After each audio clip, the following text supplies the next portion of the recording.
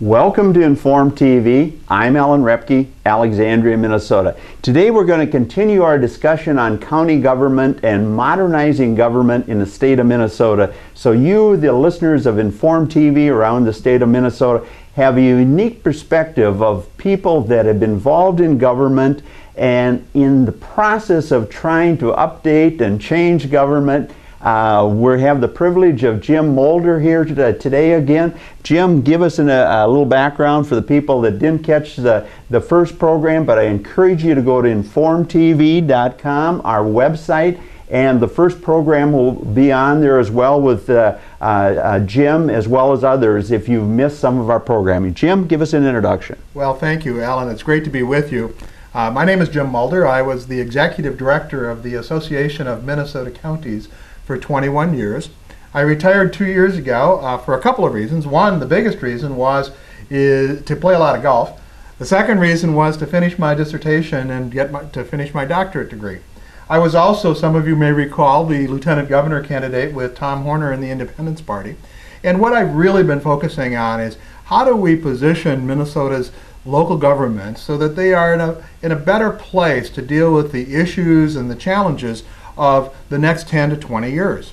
With this election year, Jim, I think people need to be focusing on making sure their candidates, whether they're Independence Party, Republican, Democrats, or hardcore independent like myself, to see that they're holding election 2012, that are people that are on the ballot talk about modernizing government and to get government back to serving the people, so-called textbook example that we all know we've kind of drifted away from in a huge way. Jim, go ahead, give us your presentation. Well, like I was saying earlier in the earlier segment, Minnesota local government is not sustainable. Right. And including the state.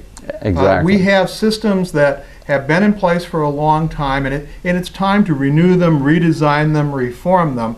So one, we can get better value, and the second is to get better outcomes. And computerize them in a true basis like business does, so we have instant information and not duplication and waiting for things that a computer can take care of like that. Like I said earlier, is that you know why we have government the way it is. It's partly because of geography. It's partly because of the systems that were put in place. It's partly because of the changing demographic. And what we have to change to is something that's more about the scale of services that you have to provide. Efficiency, effectiveness, outcomes. And as we talked about it the other day about when we set up this system, what we ended up with is non-sustainable in the fact that local governments are put in this bind. We have lots of mandates, but most of our mandates are set up about what's the process that we use and not what's the outcome. And we gave a bunch of those kinds of examples. And what I want to talk a little bit about today is the four choices that I think we have from a perspective of the state of Minnesota, whether it's the state of Minnesota, whether it's our local governments, whether counties, cities, towns, our schools. We all need to be thinking about what are our choices? What can we do differently?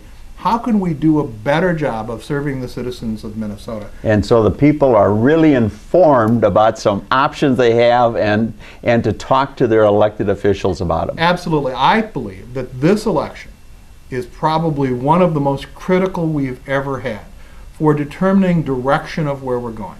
It won't be about Republicans or Democrats or independents. It is about who is best able to lay forward the vision for the state of Minnesota. And when I talk about it, I think that we have four choices. And some of these are a little bit facetious because I call my first choice the religious choice. Mm-hmm. This is the one where we don't make any changes. We just hope and pray that things come out good for us. And that's what we're doing on all levels of government today. If you look at so much of what's happening, whether it be in Washington, D.C., whether it's at the state capitol, it often feels like we're hoping and praying. Exactly. When you hear the new statistics about Social Security and Medicare, when you hear about the state budget, and when you look even at what the local governments are having to go through trying to deal with those two other governments, you kind of start hoping and praying. And there is one hope, and if you choose this option, you have to hope and pray that we have an economy that grows at 5 to 7% a year. And that's not going to happen, in my view, in the world economy. It's not going to happen. We had one period of time in the history of this nation where we had that kind of growth rate. That was in the 1990s. The economy grew a little over 5% per year. But remember, that was all kind of artificial. That was that technology. Credit carded money, home refinancing a home that was paid for, and buying boats, and the tech bubble popped, and all of a sudden we have the normal growth rate for our economy is somewhere between 2 and 4%. So at 2 and 4%, unfortunately, government has been growing from 3 to 5%. So we seem to be falling back. So I don't think choice one is the first good choice. Exactly. The second choice that some people support is let's do slash and burn budgeting. Now, that is an option. There are certain individuals that suggest if we starve government. The CNBC concept. Yep. If we just starve government, it will do better because they won't have any choice. Well, unfortunately, our systems typically don't do that. I mean, and when people say, well, why doesn't it work? I say, well, it's kind of like dairy farmers. If you're not making money milking cows and selling the milk, it doesn't make a lot of sense to feed the cows less to save money. What you have to decide is how much milk do I need? Let's right-size the herd and then feed them appropriately so they can produce a lot of milk. Or we have the businesses and farms that want to cut, but if you look at their portfolio, they've been putting government money in their pocket big time, whether it's farm subsidies, whether it's roads to the new Home Depot, or something on Main Street, and a new industry to come to town under the jobs bill in the state of Minnesota, where they don't pay any tax for a number of years, and those kind of things. Yep, it is. And so we've seen in the last 20 years, as you've just mentioned, a lot of times we've delayed paying for things, thinking that will stimulate the economy enough to make this generate. And then it'll take care of itself. But the numbers show that doesn't happen that way. Doesn't typically. There are some specialized uses that it does work, and it has worked. But it's not a general application that can always work. The other thing you have to remember in slash and burn budgeting is that over 60% of what we spend money on is senior citizens, and when and human services, and somebody says, well, gee, we shouldn't spend money on human services. The fastest growing part of human services is for single moms. Okay. But it's those single moms who are now widows in the nursing home. Okay. Those are the folks that really we're spending more of our money on, and we're not going to not spend that money. We have to take care of them. Second big piece is on education. Well, the real change that we can expect, if you really want to have growth, you have to invest in education, because it's those young individuals who are going to invent the next big item that really will make the difference. So our second choice, I don't think is a good choice, which is slash and burn budgeting. The third is to raise taxes or just tax the rich. Now, this is a big discussion at the federal level, but it's also been a discussion with the governor and different folks here in Minnesota. And that somehow, if we just tax those people more, that will give us enough money. Well, it doesn't work that way. On a state level, I'm a firm believer that we have to have more revenue on the federal side as well as cutting the state. But in a state basis, Jim, if you do that, all the businesses, all the CEOs don't want to live in Minnesota. Then we have no jobs. It's a challenge. And that's, again, the balance that you have to have. Now, I'm not one of those persons that says that you can't raise taxes on the wealthy, but what you need to be able to do is have our whole tax system needs to be redesigned. We have had a system that over the years was overly reliant on the income tax, and now it's over-reliant on the property tax. People forget that the first tax that we had in Minnesota was the property tax. Okay. It isn't until the 1920s that we have gas tax in the early 1930s, that we have an income tax in the 1970s when we have a sales tax. Our sales tax is a tax on consuming, of how much we consume. Our income tax is a tax on our income, how much money we make. The property tax was supposed to be a tax on wealth. And if you go back 100 years, it truly was, because wealth was determined by the land we owned. Today, that isn't the case anymore. Wealth is, because my wealth could be in land, or it could be in stocks and bonds, or it could be in holding gold. And it could be in productive land, like farmland, where you get a big rent check, or recreational land, where you just enjoy the privilege of owning it. And so the challenge is that why would we tax property if it happens to be land versus taxing property that might happen to be stocks and bonds or gold? Now, that's a pretty simplistic way to look at it, but we have to think about what is the purposes of our taxes, and how do we make sure it's balanced?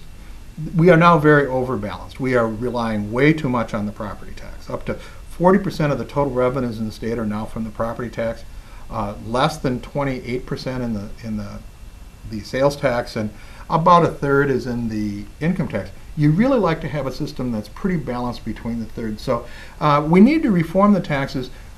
You might even have to raise some taxes, but you can't raise enough taxes to pay for everything that we're doing today. But as far as Informed TV, we'd love to have the governor come on and stand across here and talk taxes, because from the revenue side, I think the numbers show if we're not going to get this free money from the federal government that they don't have in the first place, you have to figure out a system to provide the goods and services that you pay for. And back to the example of real estate tax, I think there is some opportunity for the governor to do something there, because basically the real estate tax on prime farmland in southern Minnesota or the Red River Valley has stayed pretty well constant, yet the rents or the income annually has doubled, tripled in many places. It has, and what we are seeing, though, that there has now been a big shift in rural Minnesota from homeowners where their property taxes, and now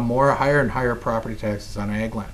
And so it is going to be difficult, but we have to look at it, and you are correct. We need people to sit down.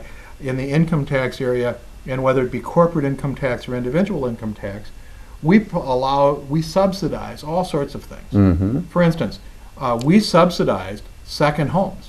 So if I live in the Twin Cities and I want to buy my lake home in the Alexandria Lakes area here, that would be great. But you as an income taxpayer will help subsidize me because I get a mortgage interest deduction.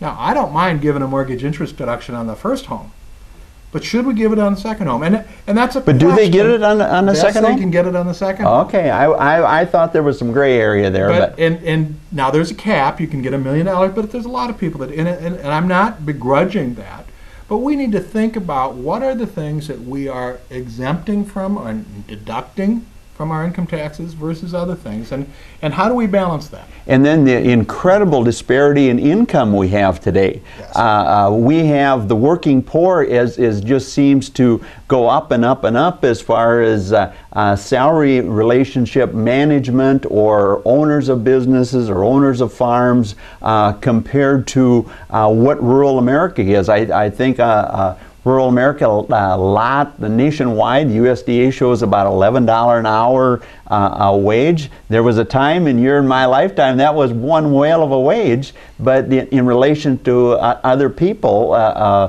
so there's these tough choices. But I don't want to get you off your train of thought. You're doing a great job of seeing that my audience is informed, Jim. Our fourth choice, and as you said, is that there are a whole lot of things that we have to work on, but our fourth choice, I think, positions government in the right place.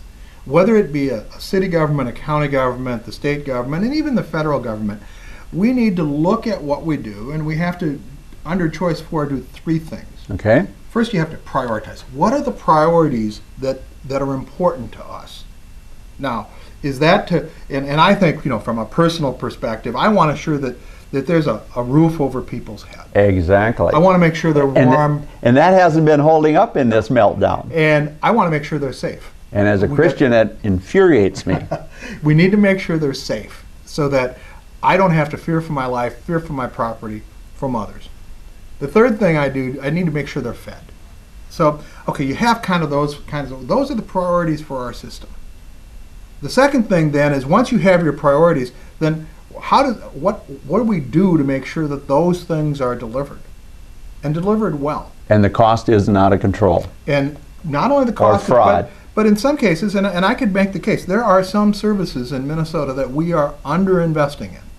We should be investing more money because of the return we get by that investment. Then the third thing, and I'll talk a little bit more about, is to rescale what we're doing. Okay. When we talked in our first segment, we talked a lot about geography and how so much was built because of rivers and about the Survey Act of 1785 and all sorts of things. But we have to make sure that we scale at the appropriate level. Okay. Now, internal to this, I would say, let's do first a mission critical review of each service. And what you do at each level, okay, here's the service I'm delivering. Is that the mission of our organization? Do we have a mission? Is it part of our mission to provide that service to the citizens? But what the system finds both on a federal level as well as here is, what about the mandates that keep from really even doing that? Well, because the system was set up, and the system is set up to reinforce itself. Mm-hmm, so exactly. Instead of having our lead people or the head of an agency saying, do I still need to do this? They are incentivized to continue and make it bigger. And see, Jim, I would contend that that's the problem with our government today, that needs to shrink the number of people involved in government in our state capital, from the standpoint that we get away from politicians and we get to leaders of people like yourself that have been involved in actually doing it, analyzing it, on all levels, and this constant talk of the person's just a politician. So in the election process of 2012, another challenge to the debates that go on, what do we do to get leaders back in position rather than politicians, Jim? Well, it's very difficult. It's not an easy thing to do, and it really requires, I think, citizens asking a different question. Mm-hmm. I don't think it's very important anymore to ask, are you Republican or a Democrat? Mm-hmm. I think it's more important to ask, what's your vision for our state? And what are the outcomes that you want to achieve? Because that's once you've done this mission critical review, it is important to, what are the outcomes I want to receive? So, remember I mentioned that 40% of a social worker's time is reporting to the state and federal governments, writing out reports. In that report, they don't talk about the outcome. They talk about all the stuff they did. We need to say, if I'm going to report, I want to report what happened. Have I helped this person move from this place to this place? And we need our leaders, at legislative levels, at the county levels. Those are the technical details. That's the management deal. We can hire people to do that. But we need those folks to talk about, what's the outcome I want? How am I going to achieve the outcome? In my school systems, how do I achieve, not necessarily just to get a graduation certificate, that's important, but what's really important, is this child prepared to take a job? The question I'd like you to respond to, and I'm sure our audience is thinking the same thing, how do we get away from this partisanship where the Republican Party is dominated by the anti-tax group, the anti-abortion group, the Democratic Party is dominated by public employees today and the rust bucket industries, and how do we get those people away from that and get back into what I call the middle, the mass middle, that's dealing on a daily basis with government not serving them, either not serving them for what they need or not serving them at all, or the cost is just too high? Well, if you went back into the Founding Fathers, James Madison would say, when he wrote in the Federalist Papers, it is important to create what he called factions. Okay. And so you create a faction that's in favor of X or a faction that's in favor of Y. allow the factions to negotiate and move. What's happened in our system today is we have created two factions, but we've almost eliminated the ability, and now they've got these large conglomerate factions of Republicans and Democrats. That are two marble pillars that can't move or can't... They are, and it's not surprising in organizational structures. It is in their interest to perpetuate themselves. Exactly. So they create a system where it's more important to be elected than it is to govern. And if you listen to what they talk about, and oftentimes what's the parties, they start acting, and if you look at our state legislature particularly, they'll start acting like a parliament. Exactly. They all vote in block in almost every occasion. So what you have to do, and I think there will be a couple things that will happen. One, I think our citizens need to step back from and look at our local governments about what's effective and how can we move some to be more effective in the future. We also need to start organizing. Now, I think we might see this because of the new media. Even shows like this will allow people to be more informed, to allow to filter the kind of through some of the mushy stuff that we get from the political parties about what are the real issues that are facing us and who is really stepping forward that has solutions to us versus solutions for others. We're down to 9 minutes in this program, and I've got some questions. Do you have a few points you want to make? And then I want a further discussion. Okay. Let me just give you a couple ideas that I think, people say, well, boy, Jim, what's it? Just a few things that you could. For instance, we could create public safety districts by unifying police and sheriff's departments. Okay. Now, is that hard? It's not an easy thing. Somebody asked me, well, what about they get so concerned about identity? Mm-hmm. And I said, well, there's a place in California, a county in California that does all the police work. It's a fairly large county. And what they did to solve this problem, because the city and the county said, well, we want the name on the door. And he said, okay. They put the name on the door, and down on the bottom it says the county sheriff department. They have their identity. They can have their own uniform. Don't let those things get in there. So that's kind of one. That's an easy one. Okay. Some of the things in the back offices of counties and cities, we could start combining IT services, human resources services, accounting services. We don't need to have the city, the county, and the school district all having their own investment department. Maybe they can invest together. I mean, the technology, it's not that hard to know which fund you're working with, and you can get more bang for the buck. You can get better people. We could create a single library system. Instead of having the county library or the city library and then the school libraries, maybe they could all be in one system, and you could work together so that those, not only you don't have to have separate buildings, but maybe you can set them up so that they can be function jointly, and so you have books in between them. You could have social workers. For instance, this is one of my the counties have social workers. Many school districts have social workers, but they're not the same people. Why doesn't the county social worker in the school? Mm-hmm. We're working with the same people.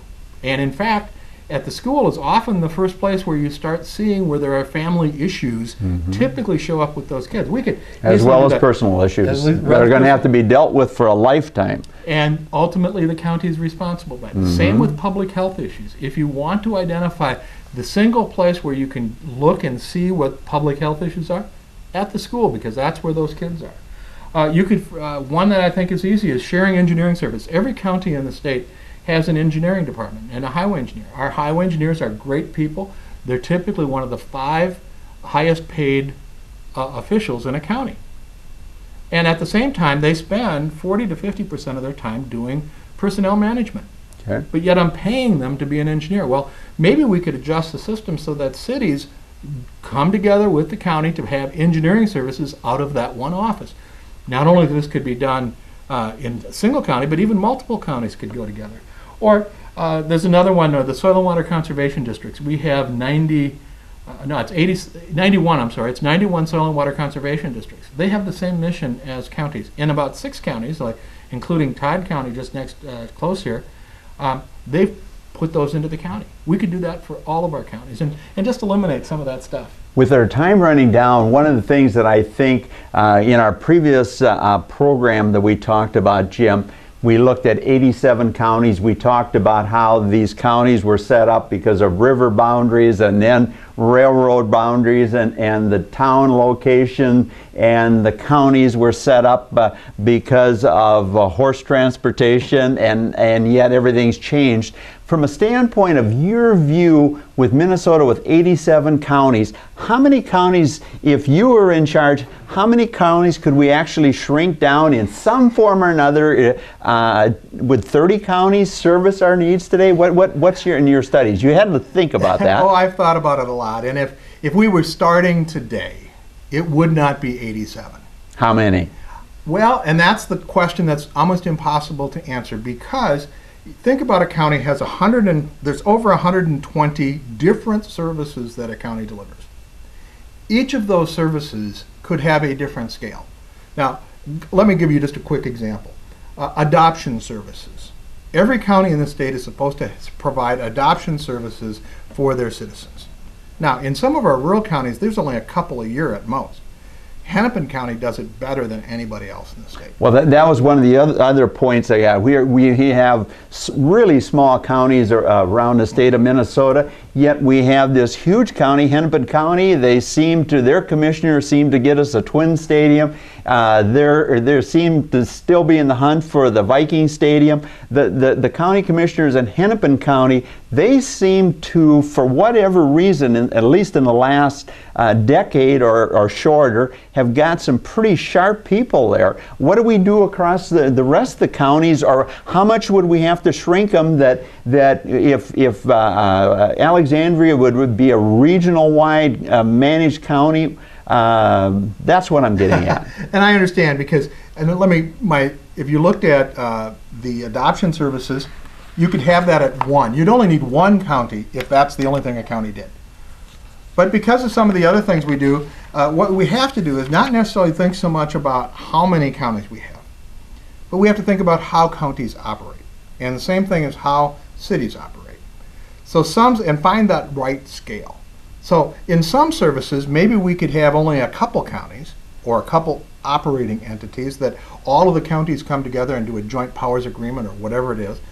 In some other cases, maybe it's 4 counties should do it.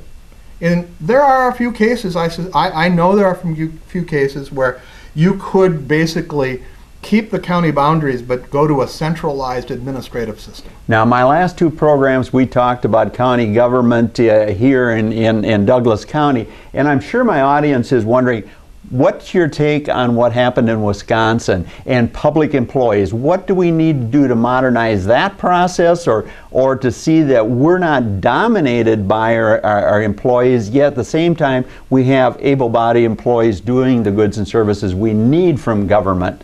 It's mostly about balance. When I was a county administrator, I encouraged the folks in my county to be unionized. What county were you I administrator? was in McLeod County. Okay. And I thought it was helpful.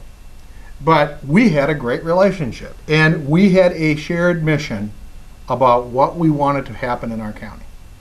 And sometimes what happened in Wisconsin, and I'm not an authority on that, but what it sounds like, sometimes it's about a balance. Mm-hmm. And if it's overbalanced with too much power and authority on one side, you get results that you maybe don't want. That's what it appears is happening to a lot of people, especially when you look at the wage rates. And when you look at the other side, you always see pendulums, and if the pendulum was way over here, sometimes it switched back to a minute. So what you have to do is you have to have what's a balance and what's fairness.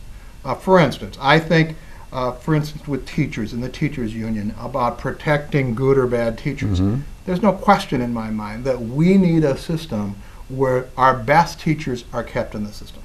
Now, not just seniority. Exactly. It's our best teachers. Now, at the same time, and we've got some listeners in the Twin Cities area as well. And what about, have you looked at all in, say, the biggest city in Minnesota, Minneapolis, about Minneapolis annexing back in some of their suburbs, their Brooklyn centers, their Richfield,